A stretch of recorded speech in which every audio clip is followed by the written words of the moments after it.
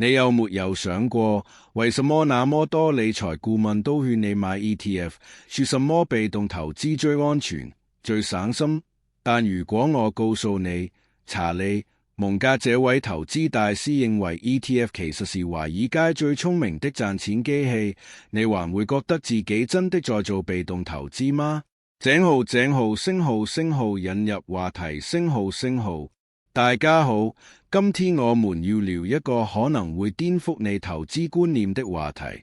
查理·蒙格，這位巴菲特的黃金搭檔，波克夏公司的副董事長，在他生前對 ETF 有着非常獨特的看法。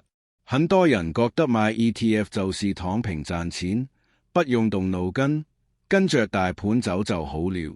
但蒙格老爺子可不這麼想，他說的話可能會讓很多人感到不舒服，但這正是我們需要聽的真話。我們先來看看現在的市場狀況。根據最新的數據，全球 ETF 的資產規模已經超過10萬億美元，光是美國市場就佔了一半以上。每天都有成千上萬的投資者把錢投進各種各樣的 ETF， 從追蹤標普500的，到追蹤納斯達克的，甚至還有追蹤黃金、石油或者特定行業的。聽起來很美好，對吧？分散風險，費用低廉，不用自己選股票。但問題就在這裡。當所有人都覺得某件事很美好的時候，我們就更需要停下來想一想，這背後到底是怎麼回事？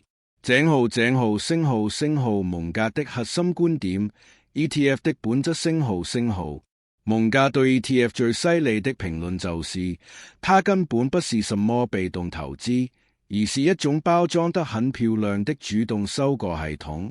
這話聽起來有點刺耳，但讓我們慢慢來理解它的邏輯。首先，什麼叫被動投資？真正的被動投資應該是你買了一籃子股票之後，就放在那裡不管了，長期持有，享受企業成長帶來的紅利。但 ETF 呢？它表面上看起來是被動的，因為它追蹤某個指數。但實際上，這個指數本身就是有人設計出來的規則。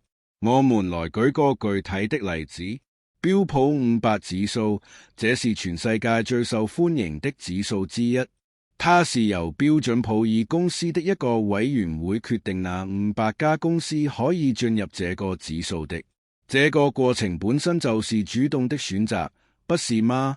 委員會會根據公司的市值、流動性、盈利能力等等標準來篩選，所以當你買標普500的 ETF 時，你其實是在相信這個委員會的判斷力，而不是在做什麼真正的被動投資。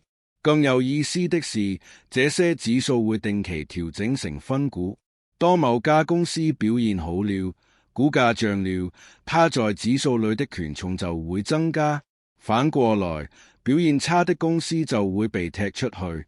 聽到這裡，你有沒有發現什麼？這不就是在高買低賣嗎？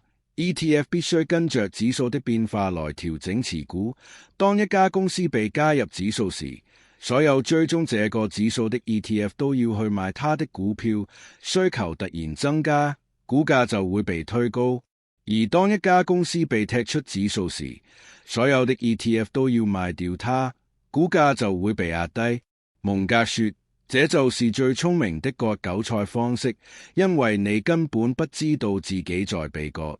井號費用的隱藏陷阱現在我們來談談費用的問題。很多人選擇 ETF 的一個重要原因就是它的管理費低，對吧？一般來說，ETF 的年費率可能只有0.幾%，比主動管理的基金便宜多了。但蒙格會告訴你，不要只看表面的數字，要看背後真正的成本結構。雖然管理費看起來很低，但 ETF 還有其他很多隱藏成本，比如說買賣價差，也就是市場上的買價和賣價之間的差距。當你買入或賣出 ETF 時，這個價差就是你要付出的成本。對於交易量大、流動性好的 ETF 來說，這個價差可能很小，但對於一些比較冷門的 ETF，價差可能會相當可觀。還有追蹤誤差，就是 ETF 的表現和它追蹤的指數之間的偏差。理論上 ETF 應該完全複製指數的表現，但實際上總會有一些差距，這個差距長期累積下來也是不少的成本。更重要的是，當市場出現劇烈波動時，ETF 的價格可能會嚴重偏離它的淨值。2020年疫情剛爆發那段時間，很多債券 ETF 的市場價格比他們實際持有的債券價值低了很多，有些甚至差了10%幾。如果你剛好在那個時候需要賣出，你就會遭受巨大的損失。蒙格的觀點是，這些隱藏成本加起來，可能比你看到的那點管理費要高得多，但大部分投資者根本意識不到這一點。井號升號市場操縱的可能性升號。現在我們要討論一個更敏感但也更重要的話題，那就是市場操縱。蒙格生前多次提到，當 ETF 變得越來越龐大，他們對市場的影響力也越來越大，這就給了某些人操縱市場的機會。聽起來像是陰謀論，對吧？但讓我們用邏輯來分析一下。假設現在有一個很受歡迎的 ETF 追蹤某個行業指數，這個 ETF 的規模非常大，管理着幾百億甚至上千億的資產。當這個指數要調整成分股時，比如說要把一家新公司加進來，所有追蹤這個指數的基金都必須去買這家公司的股票。這個消息通常會提前一段時間公布，那些知道內情的人就可以提前買入這家公司的股票，等到所有 ETF 都來搶購的時候，股價就會大漲，他們就可以高價賣出賺取差價。這種事情在市場上其實並不罕見。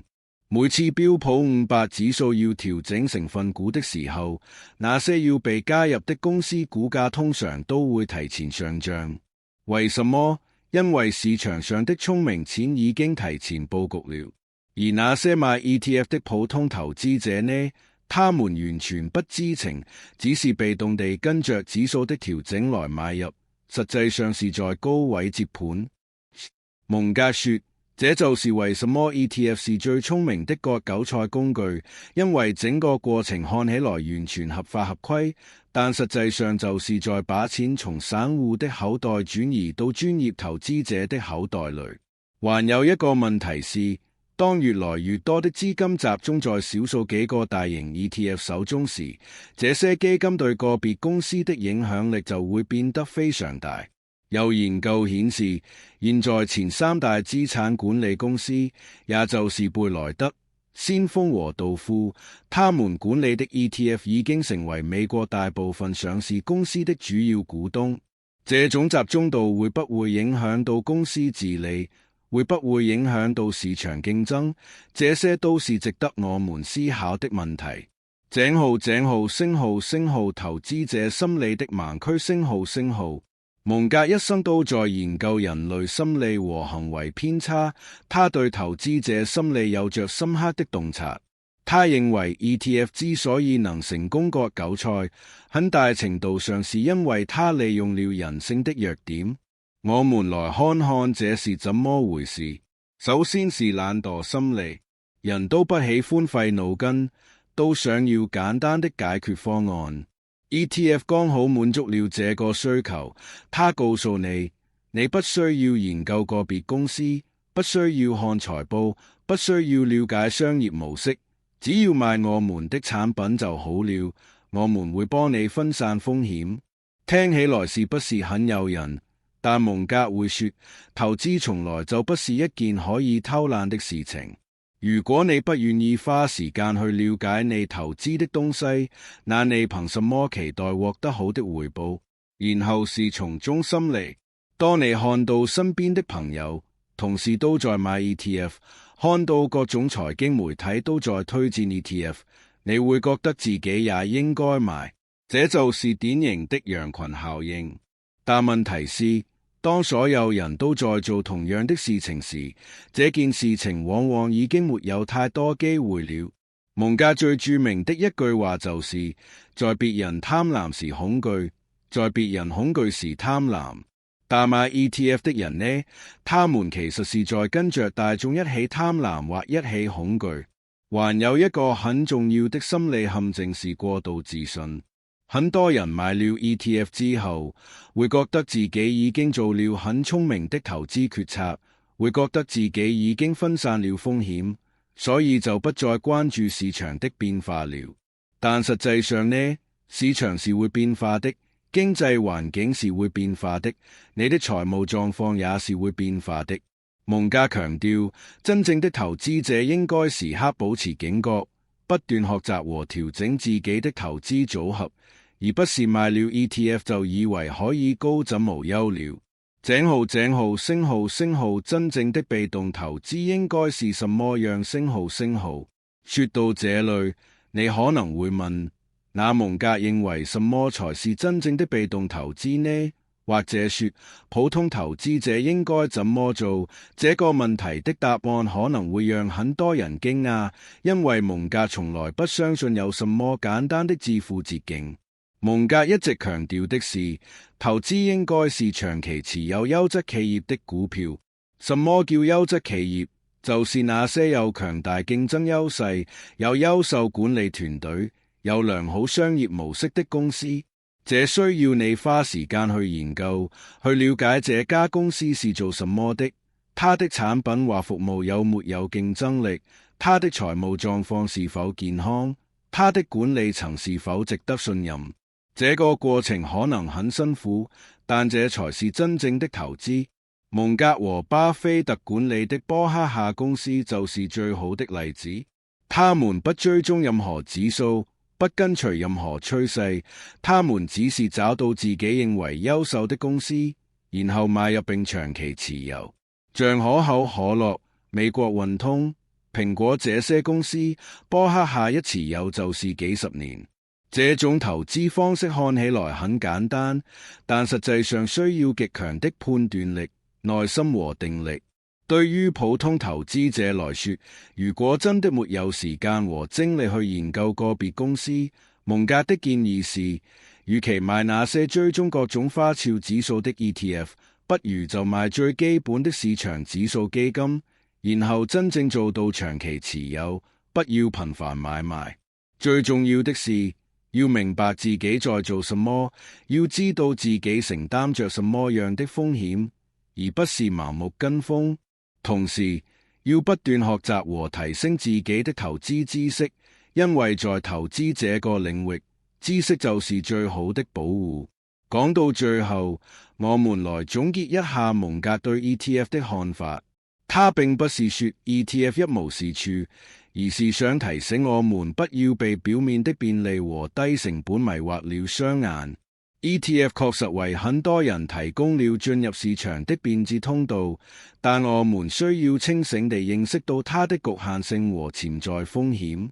蒙格所說的最聰明的割韭菜，並不是說發行 ETF 的公司有多壞，而是說這個系統本身的設計就決定了專業投資者和機構會比普通散戶更有優勢。他們知道指數什麼時候會調整，知道那些股票會被加入或剔除，知道怎麼利用這些信息來獲利。而普通投資者呢，只是被動地跟着這個系統走，往往在不知不覺中就成了別人的對手盤。更深層次的問題是，當越來越多的資金流向 ETF， 當越來越多的投資者選擇不去研究個別公司，市場的定價效率就會下降。如果沒有人去仔細分析公司的價值，市場價格怎麼能反映真實的價值呢？這可能會導致整個市場的扭曲。好公司得不到應有的關注，差公司反而因為被納入指數而獲得資金流入。從長遠來看，這對整個市場的健康發展是不利的。蒙格留給我們的最重要的教訓就是要獨立思考，要質疑那些看起來太美好的東西，要願意花時間去學習和研究。投資不是一場可以偷懶的遊戲。如果你想要獲得超越平均的回報，就必須付出超越平均的努力。ETF 可以是你投資組合的一部分，但絕不應該是你全部的投資策略。我們今天討論的這些觀點，可能會讓一些人感到不舒服，因為它挑戰了現在很流行的被動投資理念。但這正是蒙格的風格，他從來不在乎是否政治正確，只在乎是否符合事實和邏輯。